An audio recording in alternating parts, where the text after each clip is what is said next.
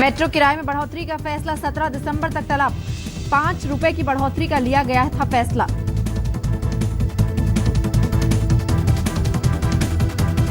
MMOPL ने किराए में बढ़त के खिलाफ बॉम्बे हाईकोर्ट में दायर की है याचिका। 17 दिसंबर की सुनवाई तक टाली गई किरायों में बढ़त। फिलहाल घाटकोपर वर्सोवा लाइन में 10, 20, 30 और 40 रुपए है किराया, जिसे बढ़ाकर 10, 20, 25, 35 और 45 के 5 लाभ में करने पर हो रहा है विचार।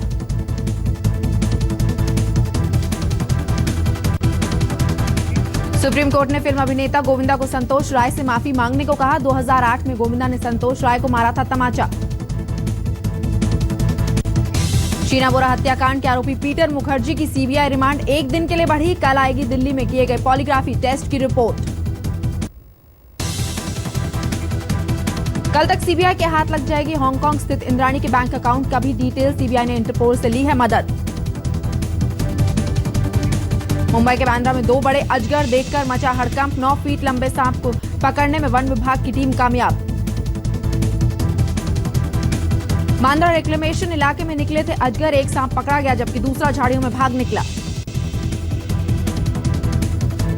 मुंबई में तमाशा फिल्म दिखाए जाने के दौरान राष्ट्रगान के अपमान पर हंगामा। राष्ट्रगान शुरू होने पर खड़े नहीं होने को लेकर छिड़ा विवाद। दर्शकों ने 6 लोगों को निकाला हॉल से बाहर।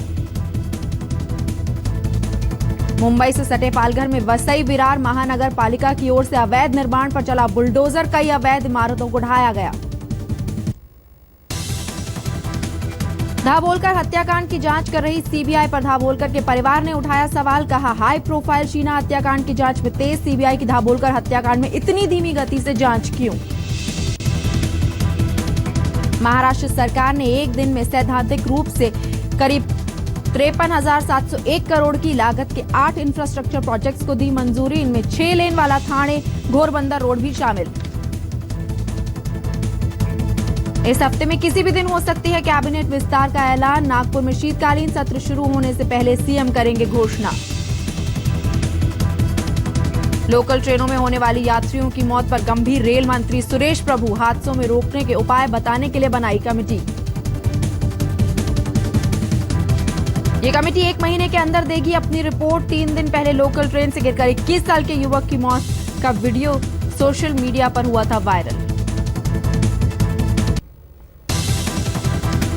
आरटीआई में खुलासा, पिछले 10 साल में 6,989 यात्रियों की चलती लोकल से गिरने की वजह से हो चुकी है मौत।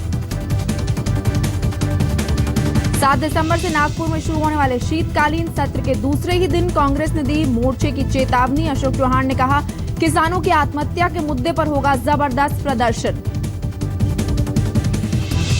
ठाणे में प्लेन हाईजैक करने की धमकी देने वाला शख्स हरदा से गिरफ्तार। परिजनों ने कहा, दोस्तों के कहने पर आकर किया था मजाक।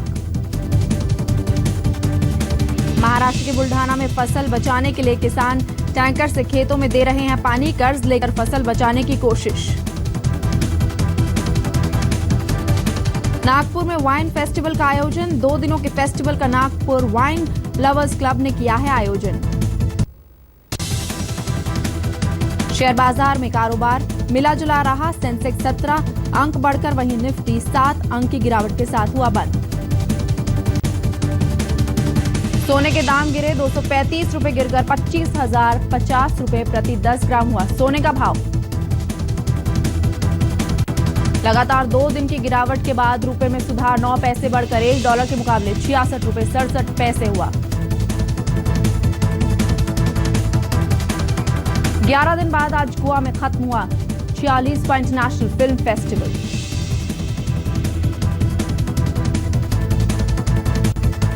Fuel are evident, especially on the lives of the poor. The prosperous still have a strong carbon footprint, and the world's billions at the bottom of the development ladder are seeking space to grow.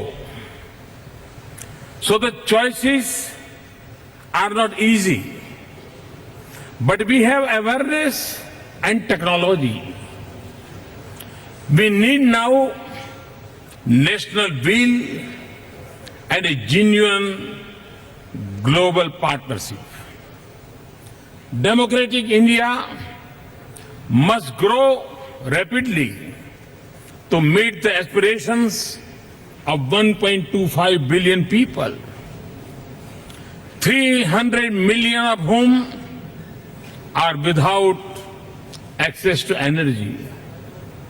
We are determined to do so, guided by our ancient belief that people and planet are inseparable, that human well-being and nature are indivisible.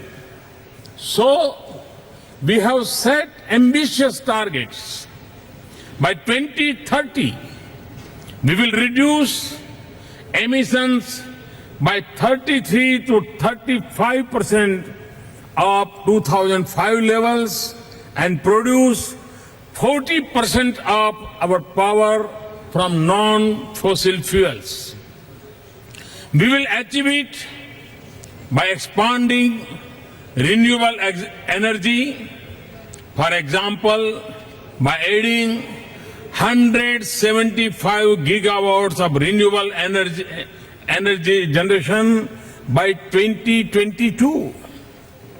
We will enlarge our forest cover to absorb at least 2.5 billion tons worth of carbon dioxide. We are reducing dependence on fossil fuel through levies and reduction in subsidies. Switching sources of fuel where possible and transforming cities and public transportation. We hope advanced nations will assume ambitious targets and pursue them sincerely. It is not just a question of historical responsibility. They also have the most room to make the cuts and make the strongest impact. And climate justice demands that with the lethal carbon space we still have, developing countries should have enough room to grow. This also means aggressive mitigation action by developed countries before 2020, including ratification of second commitment period of Kyoto Protocol, removing conditions or revisiting targets, the principles of equity and common but differentiated responsibilities must remain the bedrock of our collective enterprise across all areas. Mitigation, adoption, and means for implementation, anything else will be morally wrong. Equity means that national commitments must be consistent with the carbon space nations occupy. We also need a strong agreement on adoption and loss and damage. Developed countries must fulfill their responsibility to make clean energy available, affordable, and accessible to all the developing world. This is in our collective interest. So we look to the developed countries to mobilize $100 billion annually by 2020 for mitigation and adoption in the developing countries. They must fulfill their commitment in a credible, transparent, and meaningful manner. Energy is a basic human need. So we need an ambition technology initiative driven by a public purpose, not just a market incentives. This includes intellectual property. For this, we need to scale up Green Climate Fund. We still need conventional energy. We should make it clean, not impose an end to its use. And there should be организовать эту работу. Все очень технологично, удобно. Ну и самое главное. democratic India must grow rapidly. Mumbai के एक cinema घर में film तमाशा देखने गए एक परिवार को ticket होने के बावजूद थिएटर से बाहर निकाल दिया गया क्योंकि राष्ट्रगान के वक्त ये परिवार बैठा रहा। उनकी इस बात का वहां मौजूद लोगों ने विरोध किया और आखिरकार इस परिवार को थिएटर छोड़कर बाहर जाना पड़ा।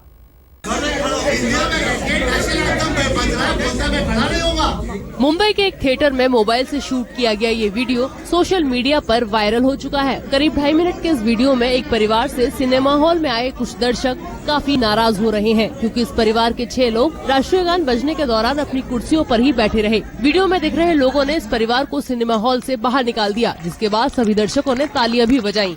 पर खुद इन लोगों का इस तरह मुखिया बन जाने की हरकत पर सवाल उठ रहे हैं। मैं क्या कहता हूँ कि कोई खड़ा नहीं रहेगा, वो उनका व्यू है, उनका ओपिनियन है, उनके मैनर्स हैं, तो उनको इग्नोर कर दीजिए बस। क्यों आप उनके ऊपर चिल्लाते हैं? क्यों फोर्स करते हैं उनको कि आप रिस्पेक्ट दीजिए?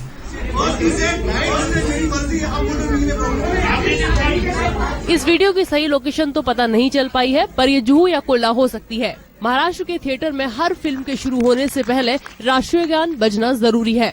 मुझे लगता है नेशनल एंथम बजाने की तब जरूरत है जब हम अपने राष्ट्र को कहीं किसी स्तर पे रिप्रेजेंट कर रहे हैं। उसके अलावा अगर आप रैंडमली कहीं भी बजाने लगोगे तो ना उसका इफेक्ट रहेगा और ना लोगों में नेशनल एंथम रिस्पेक्ट करने की फीलिंग आएगी। जब इस परिवार को बाहर निकाला गया, थिएटर में मौजूद ऑडियंसेस ने तालियां बजाई। MHA रूल्स के मुताबिक राष्ट्रीय गीत पे खड़ा होना थिएटर में कंपलसरी नहीं है। तो अब सवाल ये उठता है कि इस परिवार को जिस तरह से थिएटर से निकाला गया, क्या वो सही था? कैमरा पर्सन सुनील वेद के साथ मुस्तफा शेख, मुंबई आज तक। मुंबई मेट्रो में आज बस इतना ही। फिलहाल मुझे दीजिए इजाजत, लेकिन देश और दुनिया की बाकी खबरों के लिए आप देखते रहिए आज तक।